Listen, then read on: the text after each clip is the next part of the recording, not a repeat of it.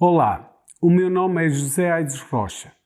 Sejam bem-vindos ao último de 4 webinars que têm como propósito fornecer informações úteis que auxiliem na elaboração e implementação de programas de preparação e resposta a situações de emergência. Neste webinar serão abordados os temas da resposta à emergência e da recuperação. A resposta envolve medidas a ser tomadas antes, durante e imediatamente após a ocorrência de uma situação de emergência, por forma a garantir que os seus impactos sejam minimizados, devendo ser consonante com a sua magnitude. O objetivo da resposta a uma emergência é estar preparado para lidar com situações imprevistas, como sejam incêndios, derrames de produtos químicos, explosões, inundações, doenças e outras situações de crise. A resposta é essencial para a proteção da vida humana, do património, do meio ambiente e da continuidade de negócio.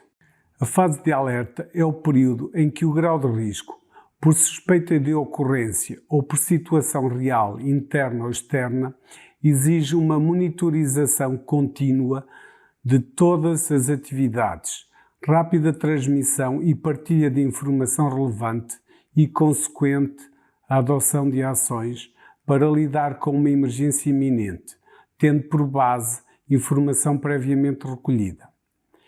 Idealmente, esta fase deve ser curta, devendo a suspeita ser confirmada o mais rapidamente possível para evitar constrangimentos desnecessários. Nesta fase, são iniciadas as primeiras ações de resposta. A avaliação da resposta a dar a uma situação de emergência pode ser complexa e desafiadora. A maioria das entidades desenvolve procedimentos operacionais padrão que fornecem diretivas de boas práticas para avaliar, gerir e resolver situações comuns de resposta operacional a situações de emergência. Em função desta, a abordagem incluirá um processo de planeamento das ações a implementar, escaláveis e estruturas de resposta adequadas à dimensão, impacto e complexidade da emergência.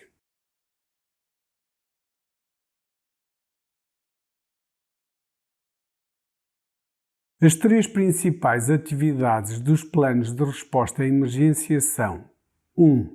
Análise situacional rápida. 2. Iniciação e implementação de procedimentos, que corresponde à ativação do plano. E, por último, eventual desativação do plano e desmobilização das equipas de resposta. Durante a fase de emergência, a resposta tem como objetivo conter e eliminar rapidamente a situação.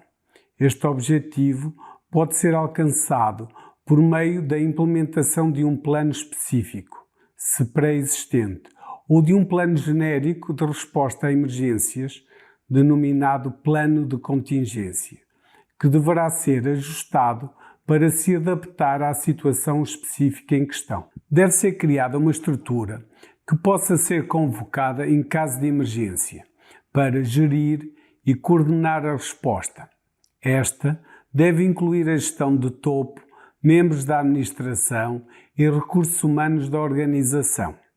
A estrutura deve conhecer e entender o plano de emergência em vigor, bem como as suas atribuições e responsabilidades em caso de incidente ou acidente.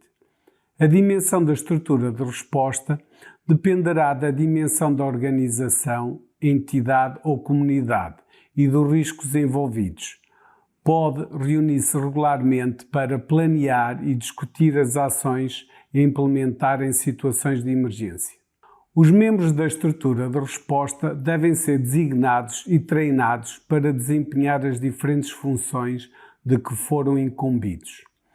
As principais funções dentro da organização de gestão de emergência são determinadas a partir de uma avaliação das necessidades e complexidade dos prováveis cenários de emergência que podem ocorrer. Seguidamente, abordar-se-á, de forma resumida, 3 possíveis papéis a assegurar numa situação de emergência. Assim teremos o gestor de emergência, que assumirá o comando da resposta à emergência, tomando as decisões necessárias para a debelar com base nas informações da estrutura de resposta. O gestor de operações, que implementará os procedimentos descritos nos planos em vigor. E, por último, o gestor da logística, que suportará e apoiará a resposta à emergência, fornecendo e mantendo instalações, serviços e recursos. É importante estabelecer um programa regular de comunicação entre os diferentes níveis de comando, que deve constar do plano de resposta a emergências. Deve incluir fluxos de informação entre níveis hierárquicos e em ambas as direções, sendo que as instruções fluem dos níveis mais altos para os mais baixos. É importante evitar a duplicação de comunicações. Os planos de resposta a emergências devem incluir listagens das entidades internas e externas a contactar em situações de emergência, bem como listas contendo contactos de fornecedores de equipamentos e suprimentos de emergência que devem ser mantidos, atualizados e estar prontamente acessíveis. As ações de recuperação durante a fase de emergência visam começar a restaurar e reabilitar serviços e estruturas que foram afetados. Estas ações de recuperação, na fase de emergência, podem fazer parte integrante do plano de resposta a emergências. A recuperação passa pela coordenação de esforços e processos para assegurar a regeneração holística imediata, de médio e longo prazo e o aperfeiçoamento de desempenho de uma organização após uma situação de emergência.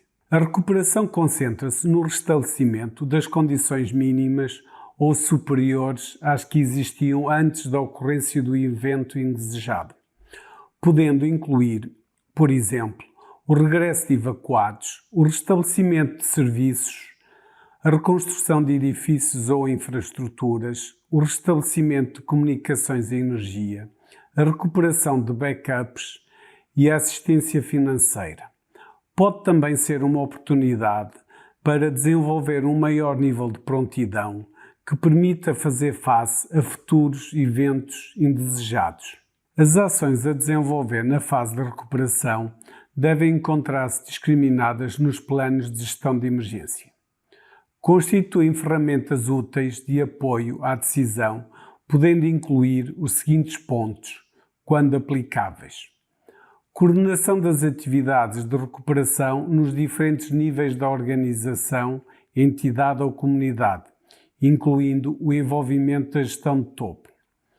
Realização de avaliações contínuas de impacto e da necessidade de afetação de recursos. Elaboração de relatórios periódicos de monitorização do progresso da recuperação. Definição de protocolos de gestão da evacuação de pessoas e ou populações. Identificação de centros de socorro ou recuperação para apoio e aconselhamento imediatos. Definição das medidas de socorro e assistência em emergência. Fornecimento de informações contínuas às pessoas e ou populações afetadas. Identificação de espaços alternativos, como por exemplo, destinados à produção ou à gestão da emergência.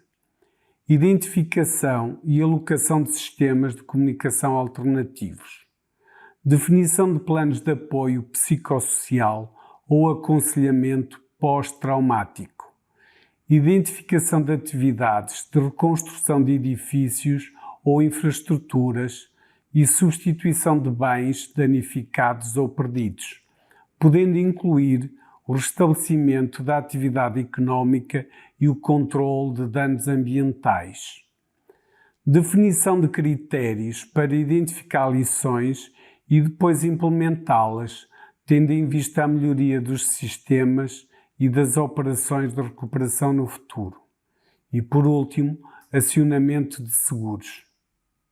As investigações e análises a incidentes ou acidentes ocorridos têm como objetivos e propósitos identificar as suas causas e que medidas podem ser adotadas para evitar recorrências, a eficácia dos planos em vigor face a situações de emergência por forma a introduzir melhorias e como reduzir o impacto caso a emergência ocorra novamente.